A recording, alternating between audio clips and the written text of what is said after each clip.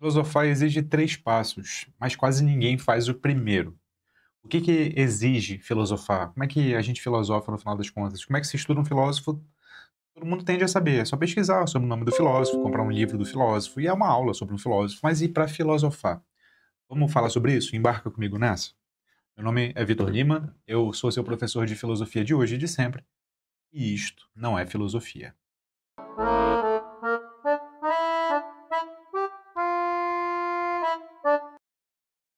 A minha proposta hoje é te mostrar o modo como eu ensino isso lá dentro da minha escola de filosofia, mas eu quero falar propriamente sobre como eu venho sistematizando isso ao longo dos anos, com base no método que eu assumo, o método TEA, TEA, o método chá. Mas antes de chegar no método TEA propriamente dito, eu quero, eu quero chegar no modo como eu ensino isso. Mas ó, sabe como é que você aprende isso? Você pode aprender do modo conceitual, você pode aprender do modo de ler os livros, você pode passar a vida inteira estudando isso. Mas assim, você quer uma maneira bastante intuitiva, bastante memorável de entender isso? Pega a história do Sócrates.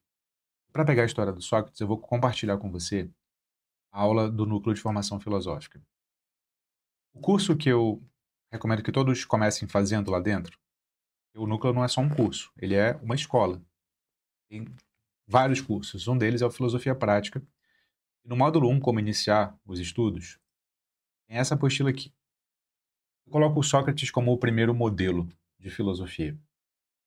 Então, por que que ele é o primeiro modelo de filosofia?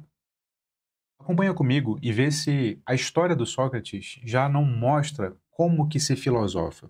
E eu vou primeiro colocar ele como o grande clássico a ser imitado, digamos assim, ou pelo menos a servir de inspiração, e eu insiro o método TEA propriamente dito, tá bom? Então, Sócrates nasce ali em 469, século V antes de Cristo, 5 séculos antes de Cristo. Ele é retratado pelo Platão principalmente como um modelo. Ele é um filósofo que não dissociava a vida cotidiana de pensamento, de modo que não fornece uma teoria sobre a totalidade das coisas como o fizeram os seus predecessores. Mas o Sócrates oferece uma prática filosófica. O Sócrates vivia a andar, perambular pelas ruas da cidade de Atenas, seguido pelos seus ouvintes, pelos seus amigos, que se deleitavam com seus discursos e com suas longas conversações. A sua atitude fundamental, veja só você, era de perguntar, era de indagar as pessoas das questões mais básicas e que inclusive poderiam parecer infantis à primeira vista. Sócrates insiste que a sua posição é investigar, examinar, indagar a si mesmo e aos outros, de modo a colocar em teste aqueles que alegam ter conhecimento das coisas mais importantes. Então ele ia justamente naqueles que se julgavam saber das coisas, ou pelo menos eram considerados saber das coisas. A prática filosófica do Sócrates, segundo o próprio relato dele, segundo o Platão, que escreveu sobre ele, inicia quando um amigo seu, o Querofonte, retorna do oráculo de Delfos, tendo-lhe perguntado se alguém seria mais sábio que ele, Sócrates, ao que ele teria, né, retrucado, ao que ele não, ao que a sacerdotisa lá do oráculo, que era o templo do Apolo, cujo nome era Pítia, teria retrucado que não havia ninguém mais sábio. Então, a sacerdotisa, a quem todo mundo consultava quando queria saber das coisas, teria dito: não existe ninguém mais sábio que Sócrates. A partir daí, considerando-se não mais sábio que os seus concidadãos, passou a tentar entender o que o oráculo teria afirmado com aquela posição, porque também não era uma posição que se duvidasse, certo? E esse procedimento, então, se caracteriza como a quase totalidade do enredo básico em que o Sócrates aparece como protagonista. Ele tentando entender o que o oráculo teria dito com o Sócrates é o homem mais sábio, já que o oráculo era tão respeitado no mundo antigo. E, em uma situação, ele interroga pessoas envolvidas com a política de modo mais direto, em busca de saber o que é a virtude. Em outra, ele interroga os poetas, em busca de saber o que é a beleza. Em uma terceira, ele interroga os artesãos, em busca de saber o que é a verdade. Em todas essas categorias, amplamente respeitadas em Atenas, né, a dos políticos, a dos poetas, a dos artesãos, certo? Ele chega à seguinte conclusão. sobre o que eles diziam saber, pelo que eram também conhecidos e louvados, eles na verdade nada sabiam. Ao que ele desabafa então. E esse trecho aqui está lá na apologia de Sócrates, na defesa de Sócrates, no discurso de defesa no tribunal, quando ele foi acusado de, veja só você, corromper a juventude. Diz lá: a partir daí, me tornei odioso a eles e a muitos dos circunstantes, e indo embora, fiquei então raciocinando comigo mesmo. Sou sim mais sábio que esse homem, pois corremos o risco de não saber nenhum dos dois nada de belo nem de bom, mas enquanto ele pensa saber algo, não sabendo eu, assim como não sei mesmo, também não penso saber. É provável, portanto, que eu seja mais sábio que ele numa pequena coisa, precisamente nesta, porque aquilo que não sei, também não penso saber. Nota, a famosa frase só sei que nada sei nunca foi dita por Sócrates. O que ele disse foi: corremos o risco de não saber, mas enquanto ele pensa saber algo não sabendo eu, também não penso saber. Nota? Em outras palavras, o filósofo expressa os limites do seu conhecimento, não a sua ausência total. Não se trata de uma ignorância no sentido banal, trata-se de uma constatação de o quanto ainda não se sabe sobre o que se assumia saber. Então, em uma só postura, aponta para as atitudes filosóficas negativa e positiva. Primeiro, a desconfiança do conhecimento que pretensamente se sabe, portanto é uma atitude negativa, percebe? Uma atitude de pé atrás. Segundo, investiga-o em busca do seu conceito, da sua causa, da sua estrutura. As duas posturas em direção à realidade abrangente, beleza, justiça, virtude. Então, eu diria que o filosofar, de acordo com o Sócrates como modelo, se dá de acordo com essa postura socrática. Desconfiança. Será que sabe? Será que eu sei? Será que esse é todo o conhecimento que tem para saber? É um grande será. É quando a gente diz, poxa, o mais importante na filosofia é a pergunta. Não é que o mais importante na filosofia seja a pergunta. É que a pergunta pode ser o primeiro passo na atitude filosófica. O desconfiar é o primeiro passo. Primeiro passo. Mas o Sócrates, não nos esqueçamos jamais, também ia para o segundo passo. Sócrates queria chegar no que é a beleza, queria chegar no que é a virtude, queria chegar no que é a verdade, queria chegar. A investigação em busca de alguma coisa também estava lá. Então essa atitude propositiva em busca do conceito, da causa, da estrutura da coisa, estava lá. Então, nota, tenhamos o nosso modelo como inspiração para fazer filosofia, para continuar construindo isso que todos nós estamos aqui fazendo, eu e você. Afinal de contas, você só está me assistindo e me ouvindo agora porque você também gosta de filosofia. Estou errado ou estou certo? Me deixe saber aí nos comentários, por favor, né? Pelo amor de Sócrates. Então, com base nisso, vamos agora para o que eu entendo, do modo como eu sistematizo as coisas, né? Do modo como eu entendo o procedimento filosófico, não só olhando para os antigos, mas olhando para o panorama da filosofia. Então, eu entendo assim. Dá para você tomar chá. Eu devia ter trazido minha xícara aqui, mas não trouxe. Chá em inglês, né? Que é tea. T-E-A, né? Ou té. Té. Almadsen, Epoquei e Aufhebung. Então, primeiro passo para você filosofar. Segundo Aristóteles e segundo Platão. A filosofia, no Teeteto do Platão e na metafísica do Aristóteles, começa com o espanto. A filosofia começa quando você... veja lá. Não é que você enxergue o que está por trás. É quando você enxerga o que está na frente. Quer ver uma coisa? Alguns anos atrás, quando eu ainda morava em Manaus, eu frequentava não, eu fazia parte de uma peça, não de uma peça, de uma companhia de teatro chamada Companhia de Ideias, cujo diretor é o João Fernandes. João, se você está assistindo a este vídeo, um abraço para você. Ele tem a Companhia de Ideias até hoje, eu acho. Ele hoje dirige um centro cultural chamado Casarão de Ideias. Na época ele estava começando o Casarão quando eu saí de Manaus. E o João tinha um projeto, não sei se ainda tem, chamado, olha só que interessante, Lugares que o Dia Não Me Deixa Ver. Lugares que o Dia Não Me Deixa Ver. Esse projeto consistia no seguinte: nós íamos ao centro da cidade e nós colocávamos luz, luz mesmo, luz cênica, luz colorida, nas fachadas dos prédios históricos abandonados. Aqueles prédios que já estavam cheios de cartazes, pichados, com mato, e que ficavam no centro histórico, naquelas grandes avenidas pelas quais passavam os ônibus, passavam os carros. Estavam as grandes avenidas de grande movimentação mesmo, assim. Ou seja, passava grande parte da cidade por ali. Todo mundo via, mas ninguém enxergava. Você entende? Ninguém enxergava? O projeto consistia num grande exercício de Taumatzen, lugares que o dia não me deixa ver. Nós colocávamos luz e também fazíamos uma performance. Nós colocávamos atores mascarados, com máscaras neutras, andando de guarda-chuva lá na frente e com um blazer assim. Não estava chovendo nem nada, mas era só para atrair a atenção das pessoas, para que elas olhassem para aquilo lá e dessem conta que aquilo existia, no final das contas, né? Que aquilo fazia parte da cidade e que aquilo tinha uma história.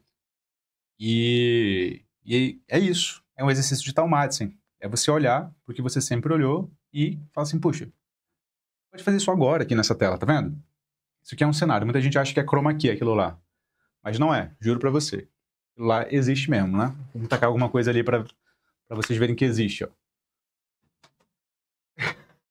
Existe mesmo aquilo ali. Nota, você já percebeu o que compõe aquele cenário? O que é esse quadro aqui? Você sempre olhou, mas você nunca percebeu. É um exercício de Taumatzen. Não é enxergar o que está por trás, é enxergar o que está na sua frente. Perguntar pelo porquê, pelo conceito, pela estrutura, pelas relações. Entende? Essa é a primeira atitude filosófica. É treinável, completamente treinável. Segunda atitude filosófica. A segunda atitude filosófica também é do mundo antigo. Ela está presente numa corrente que vem depois do Aristóteles, no mundo helenístico. Ela inicia com o Pirro de Elis, que é a corrente cética. A palavra cética, curiosamente, não significa dúvida. Muita gente confunde as coisas. Ah, você é um cético, querendo dizer, você é uma pessoa que duvida muito das coisas. Na verdade, o ceticismo tem a ver com a investigação. E veja você, pensa um pouco agora sobre a palavra investigação. Investigar significa, veja lá, você pensa num tribunal, pensa assim, num juiz que recebeu uma demanda e está investigando quem é o criminoso. Está investigando quem é o criminoso, está investigando quem é o criminoso. Pensa nisso. Enquanto ele está investigando, ele sabe quem é o criminoso? Ele pode dizer o criminoso é ele ou o criminoso é aquele? O criminoso... Ele pode dizer eu não sei quem é o criminoso? Preste atenção. Enquanto ele está investigando, ele pode dizer quem é o criminoso? Você sabe. Ele não pode dizer. Por quê? Porque ele está investigando. Ele pode dizer quem é o criminoso quando o processo chega ao fim, ao termo. Então, é só no final da investigação que eu sei a conclusão, ou que eu me pronuncio. Enquanto a investigação acontece, eu não sei. Eu estou investigando. Adivinha o que a palavra skepsis, que dá origem à palavra cético em grego, né? Significa investigação. Investigação. O cético, portanto, é o investigador. É aquele que investiga. É aquele que, porque investiga, ainda não se pronuncia. E porque ainda não se pronuncia, suspende o seu julgamento. Suspende o seu juízo. Ainda não julga. Ainda não diz o que pensa. Por quê? Não porque ele seja um isentão, não porque ele seja alguém que está em cima do muro, não porque ele seja alguém que não quer se comprometer, mas porque ele está estudando. Puxa, quanta falta faz essa atitude nos nossos dias, ó. Quanta falta faz essa atitude de simplesmente dizer assim, olha, eu ainda não sei o suficiente para me posicionar sobre isso, porque eu ainda não estudei o suficiente. Não é dizer eu não sei, é dizer, olha, eu ainda não sei. Eu ainda não sei, eu preciso estudar mais, eu preciso ouvir mais gente, eu preciso consultar mais pessoas que falam sobre isso, eu preciso ouvir mais especialistas, eu preciso, poxa, talvez me tornar um especialista eu mesmo. Poxa, ainda que eu não tenha tempo de me tornar um especialista, eu preciso ouvir mais fontes. Poxa, quanta baboseira, quanta ladainha, né? Quanta picuinha seria evitada se a gente tivesse mais uma atitude cética de epoqué, de simplesmente suspender o juízo. Para que serve em filosofia suspender o juízo? Para você, uma vez que você se espantou, se maravilhou, se abriu ao assunto, estudar, aprofundar, se debruçar sobre o negócio. Entende? Se debruçar sobre o negócio. Por que não? Você fica só no deslumbramento, você é um deslumbrado. Entende?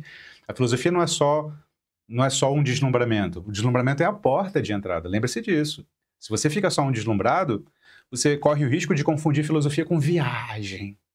Sabe? Quando confundem filosofia com quem fuma maconha, com quem viaja, com quem fala palavras que não têm sentido. É isso. Você precisa aprofundar nos assuntos.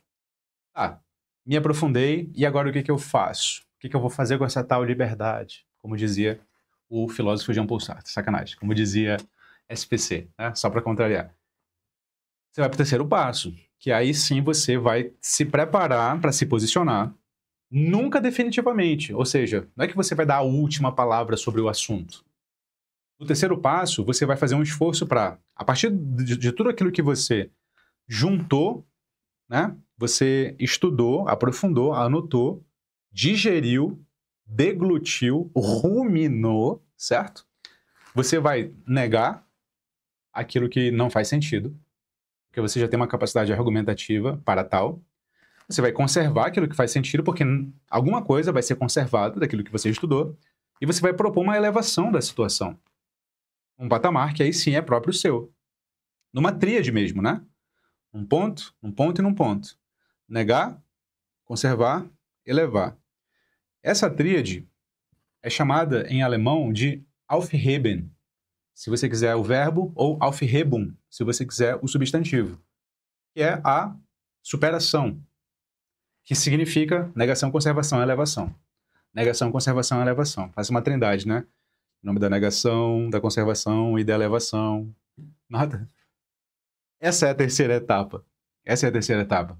Mas no momento em que você eleva a coisa, você está disposto a que outra pessoa negue, conserve e eleve a sua também, porque você bota a sua na mesa, e aí a coisa roda, e continua rodando, e continua rodando, o diálogo continua, e a conversa continua, e a filosofia continua. A filosofia não é um corpo de conhecimento estanque, escrito num livro, plasmado, que só você transfere para outra pessoa, e essa pessoa então vira filósofa. A filosofia é, antes de um substantivo, um verbo, um filosofar. Por quê? Porque ela é justamente esse ato, esse comportamento de T, taumatzen, se espantar, se abrir, epoqué, suspender o juízo, se aprofundar, e A, de Aufhebung, né? Negar, conservar e elevar, superar a questão, que por sua vez pode ser também ela própria superada, e outro movimento, e por aí vai, por aí vai, por aí vai, por aí vai, por aí vai. Então pense nisso quando você quiser filosofar. Eu penso, você vai me dizer nos comentários para a gente continuar essa conversa, que quando a gente vê filosofia assim, a gente tira a filosofia do céu e dos muros, certo? Dos castelos, e traz ela para mais perto de nós. E traz ela de modo mais palpável. A gente pode pegar na filosofia, abraçar a filosofia, né? A gente pode, poxa, conversar com a filosofia, como se ela fosse humana. E ela é, de fato, humana, precisa ser humana, certo? E você, o que você pensa desses três modos de filosofar? Começando com o primeiro, que talvez seja o mais simples, mas não menos difícil. Coloca aqui nos comentários. Se você quiser minha ajuda para aprender filosofia, o Núcleo de Formação Filosófica se organiza exatamente do modo como eu estou falando aqui. Deixa eu mostrar.